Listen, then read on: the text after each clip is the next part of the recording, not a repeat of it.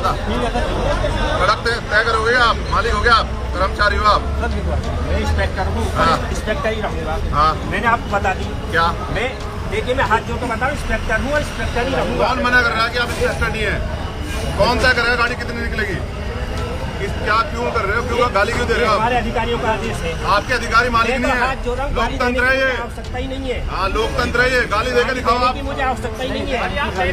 ये कह रहे मुकदमे लिखे हैं, मुकदमे लिख दो हमारे अगर गाली आप मुझे क्यों आना पड़ता धर्मवीर सिंह, मुझे क्यों आना पड़ता वहाँ से? मेरठ में ललिता हत्याकांड के बाद सियासी उबाल है, भयंकर बवाल है, पुलिस पर सवाल है और इन सब के बीच में एक बार फिर से Chandrashekhar Azad angry young man के तौर पर दिखाई दिए।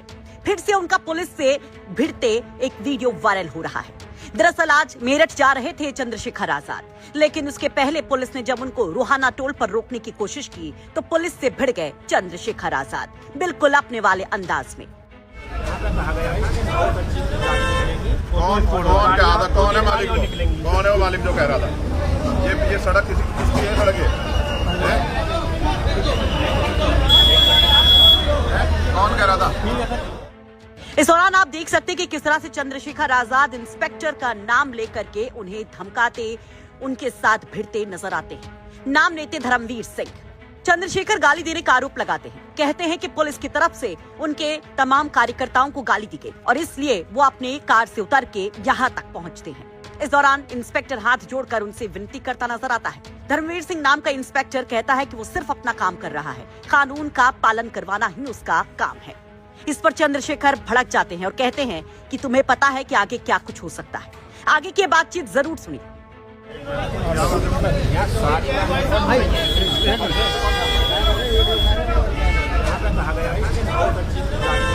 कौन कहा था? कौन है मालिक? कौन है वो मालिक जो कह रहा था? ये सड़क किसकी है? सड़क है? कौन कह रहा था?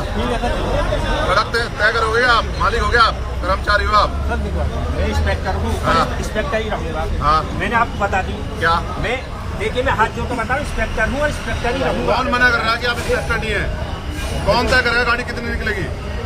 क्या क्यों कर रहे हो? क्यों गाली क्यों दे रहे हो? हमारे अधिकारियों का आदेश है। आपके अधिकारी मालिक नहीं है, हाथ जोड़ रहा हूँ, लोकतंत्र है ये। आवश्यकता ही नहीं है। हाँ, लोकतंत्र है ये। गाली देकर दिखाओ आप। मुझे आवश्यकता ही नहीं है। ये कह रहे मुकदमे लिखे हैं, मुकदमे लिख दो हमारे अगर गाली आप मुझे क्यों आना पड़ता धर्मवीर सिंह, मुझे क्यों आना पड़ता वहाँ से? सर ऐसी बात नहीं है। इधर चंद्रशेखर और ये इंस्पेक्टर भिड़ रहे होते हैं।